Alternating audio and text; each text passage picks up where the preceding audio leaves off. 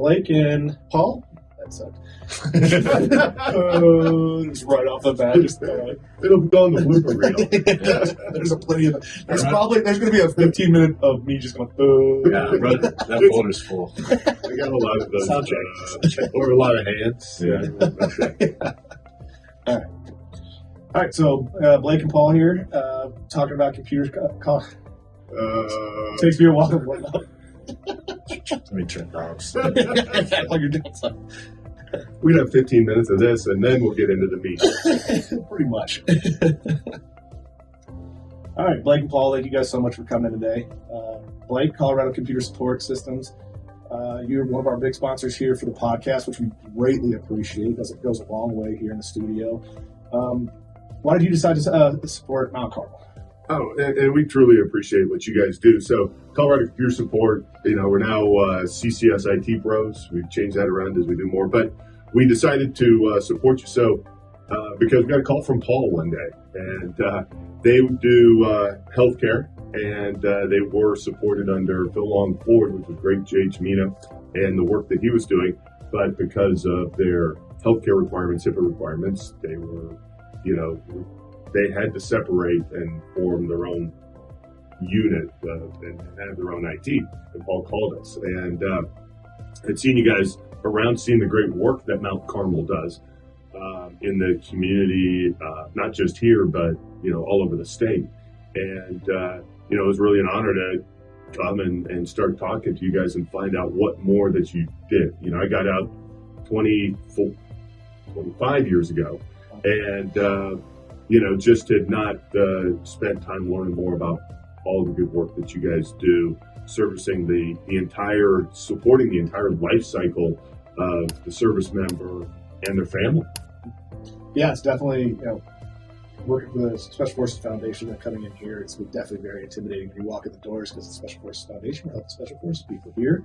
It's everyone. And I've said that on here a ton of times, but the first time you walk in, you're like, wow. And then, so it's awesome to have, the IT support from you and CCS IT to help us out and get us through all those issues. So yeah, on another note, actually, the Special Forces Foundation, you guys are doing great stuff, and I actually bought a bottle of your whiskey from Joey last week.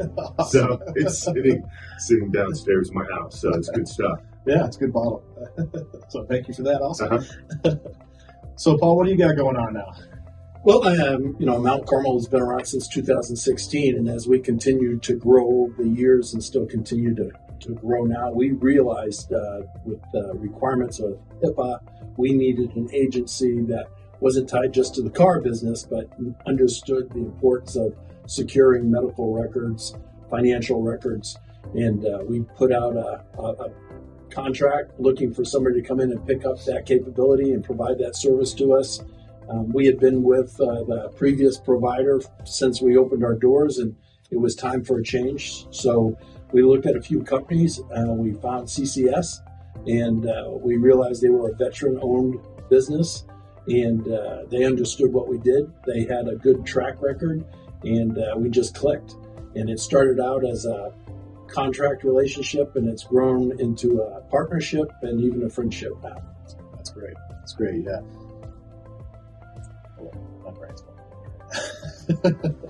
more blooper reel stuff, and I think it's not, when a lot of times when we get calls from people that are looking for support, it is they've got problems with internal IT, or they're trying to scale, or they're trying to secure their networks because it's hard to manage all the cybersecurity requirements. And it wasn't necessarily any of those, because Phil Long has a good IT team. So it wasn't that they were going through a struggle with that IT. It was, and this is fairly common now with companies that are trying to support the defense base, is they're having to segment off a portion of their business to support things like CMMC compliance, right?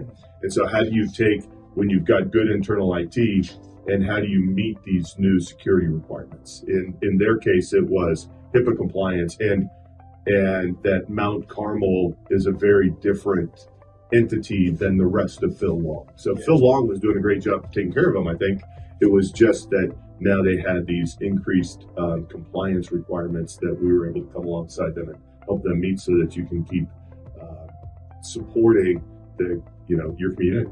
Yeah, so having that secure network, right? It's almost like your red computers at work for all the military people, your TS computers and stuff like that. So you have had to create that here for Mount Carmel for HIPAA. Is that the main focus here for just protecting people's information? Yeah, it's protecting their electronic protected health information or private health information, and so because when I first met Mount Carmel, I thought basically to help people find jobs, help them transition into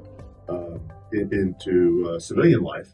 I didn't realize that they provide mental health counseling. They provide, there's people in there providing eyeglasses, and it's not just the veteran that got out 10 years ago or 20 years ago. I didn't realize until I mentioned that you guys are supporting the active duty military that want to seek, that want to seek help, counseling or whatever, or transition assistance, but especially on the counseling. That's the HIPAA side of it. To protect that soldier's or that airman's information if they come in and they don't want to go on post to get help, that they can come seek it here and be assured of their privacy. Yeah, that's a huge service here, because obviously we know that the DoD healthcare system can get pretty overwhelmed.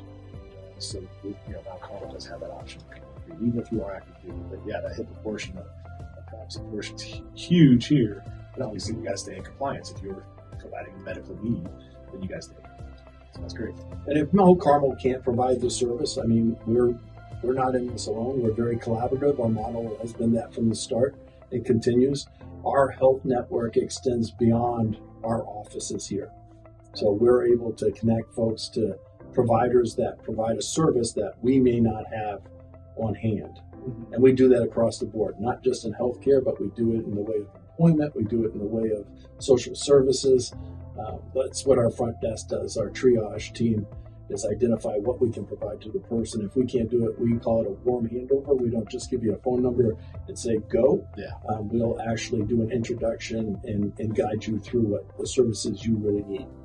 I've seen that big change over the last 5-6 years that I've been working in the nonprofit. But, I feel like when I first came in, there was definitely a lot of, hey, I need more money because I'd help more people.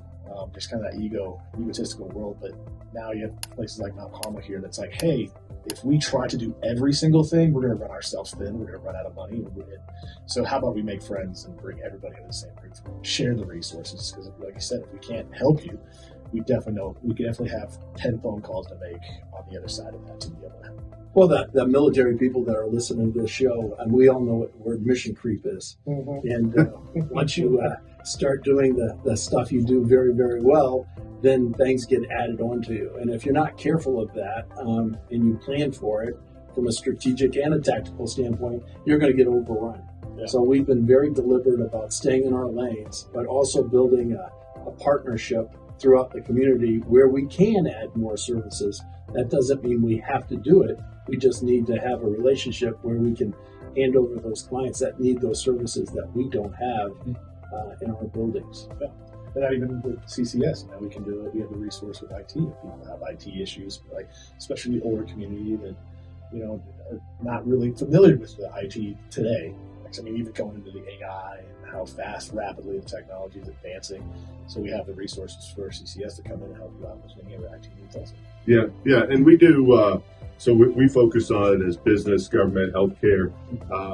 We do have partners that we work with that definitely do go out and help individuals that if they're in need. We also do a weekly tech tip and cybersecurity issues on our YouTube channel.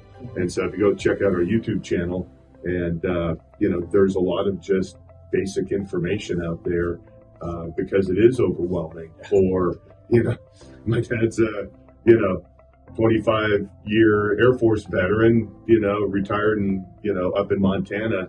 How does he learn things? His son's way down here, and and so that kind of stuff can help them out. But if you don't have a son that is nerdy, what do you do?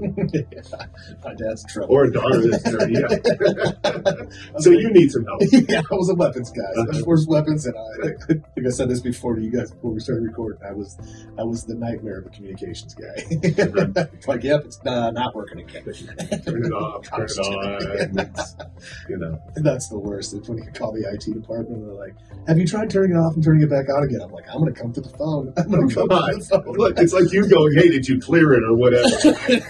Did you pull back the charging handle? Did you do sports, right? Yeah, sports. Is it still a thing? Slap, pull, observe, release, trigger? We cut this out. We're rebranding. We don't do this. back to the blueprint. That one's going straight to these. I don't know. It's called abstracts. Steroids. Okay. I'm like 18 Bravo, and I'm like, sports is what? Slap, pull, observe, release, trigger. Right? Trigger, yeah. That's what I said. Yeah. Nailed it. Kind of a bunch of young guys listening, going, "Oh man, he's so Oh, good." yeah. It's like you four infantry guys. Like, these special forces guys are horrible. So, to bring up AI, like with AI coming up, is that changing anything, like how you guys are going, especially with the security stuff? Is it producing more challenges, I guess? Oh, absolutely, because it's making it easier for the attackers, right? And Paul and I were talking about this on the, why do we need to add more security? Why do we need more layers of things that make it a little bit harder for everybody to do their jobs, right? Your stuff gets stuck in the spam filter or something else. And it used to be really smart nerds down in their basement programming attacks on your network and stuff. Now with AI, it's easier to develop the software to attack people. There are whole corporations out there that do nothing but develop ransomware to send out, and then they sell it to people to go and attack. So if you've got a grudge against somebody, you can go out on the dark web and buy it. It comes with an 800 support number that you can say, my ransomware is not working. I'm trying to hit Taylor, I hate him, or, trying to go after his business, and somebody will get on the support line and help you do that. Help you try to steal stuff. Yeah. But the other thing is, a lot of those, I think one of the values that we bring to Paul is Paul's got us on a fairly short leash. He can pick up the phone. And you called me about an email. What was the email that you got? Well, somebody wanted $1,400, or they were going to go to our entire network to show horrible things that people were looking at. And so I picked up the phone and rang twice, and Blake was there, and I'm like, hey, I have this email that says if I don't give them $1,400, they're going to find stuff and send it out to our whole network. And Blake's reply was, well, I got tagged for $1,200. So I said, well, I guess I have a bigger network.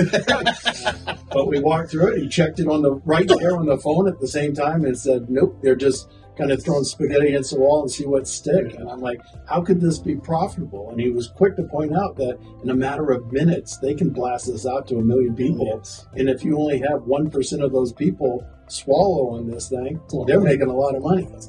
That's a weird number. 1,400 is. Yeah. I think it'd be like 5,000 to get to someone scared. But they make it low enough that people go, oh my gosh, I don't want the videos of me doing whatever I was doing on my computer sent out. And so and they provided clear instructions and everything else. And and just to be clear, I am not the service desk. Paul called, I'm a phone call away. I'm 800.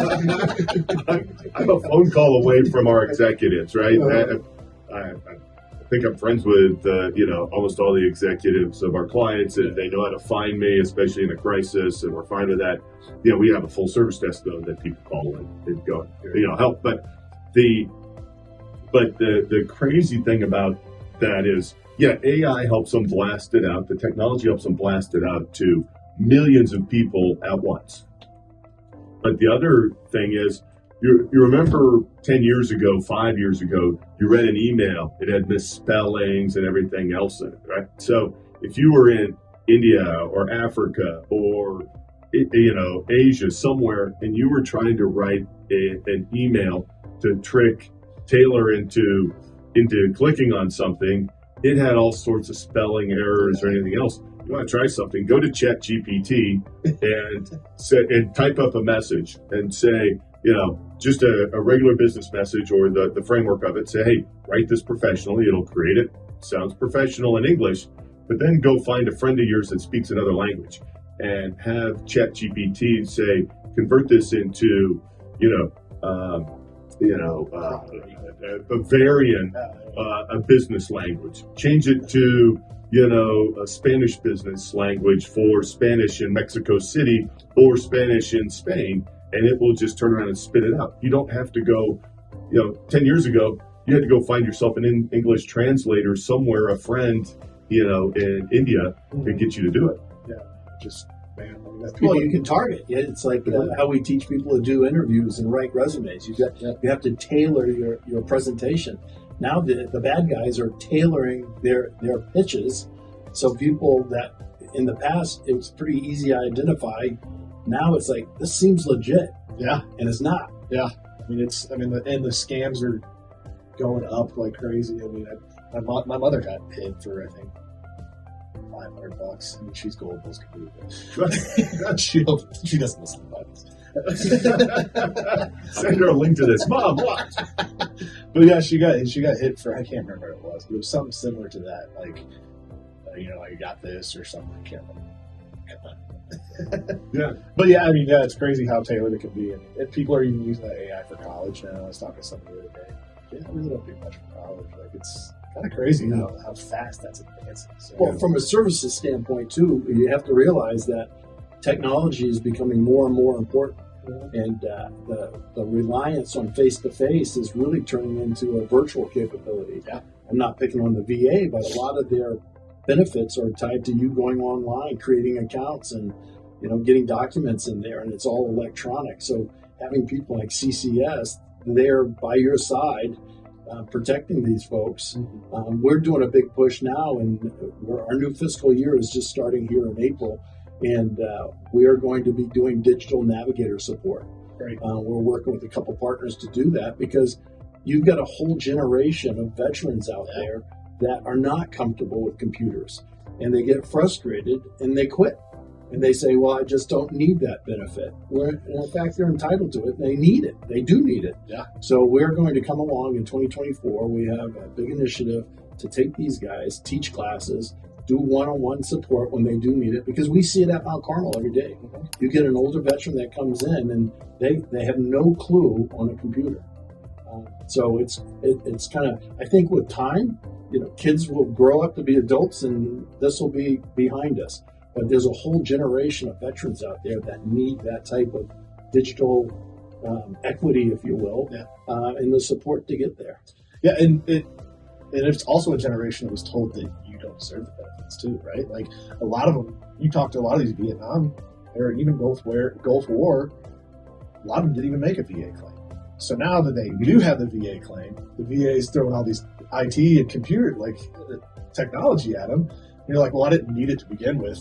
So why am I going to fight everything to even get my pills? Right. So they don't they put the phone down and walk away, get frustrated.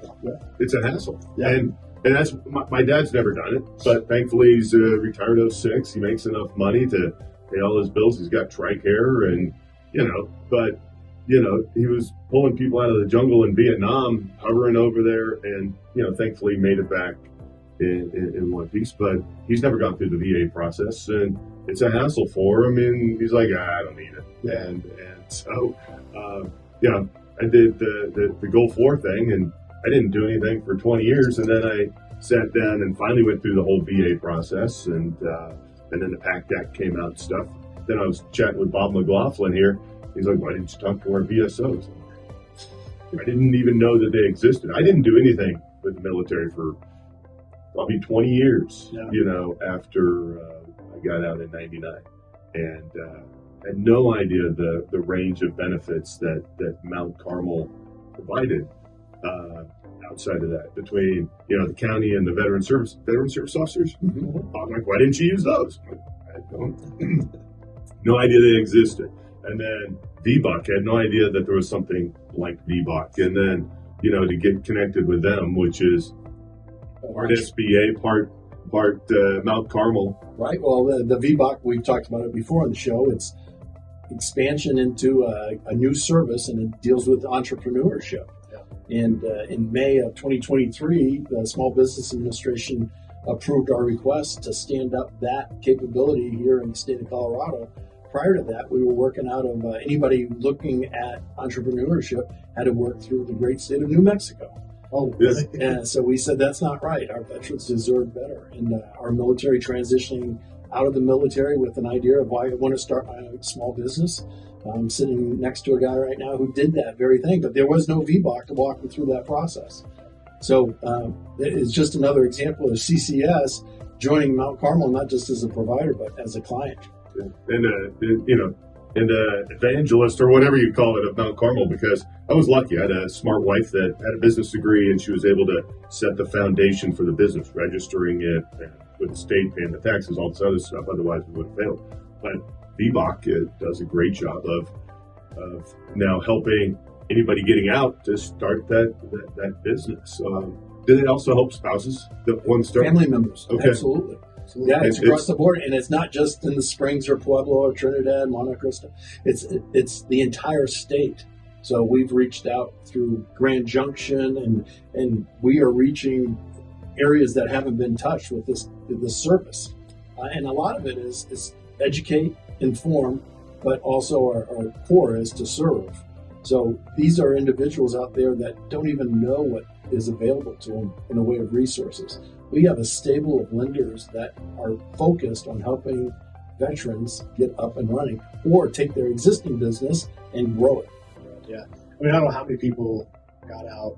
Like in 10th group, they're doing like the leather patching on the hats. They're doing metal work, the welding work, just things that, they got a good retirement, but they wanted to have a little extra income and keep themselves busy because we all need a purpose, right?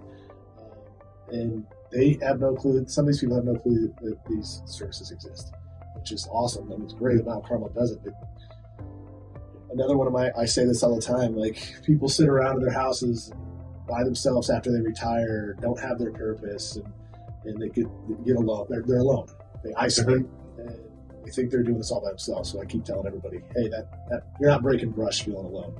That path is beaten to a pulp, and there's a million hands sticking out every side trying to help people out. And you guys are both part of the organizations that do that.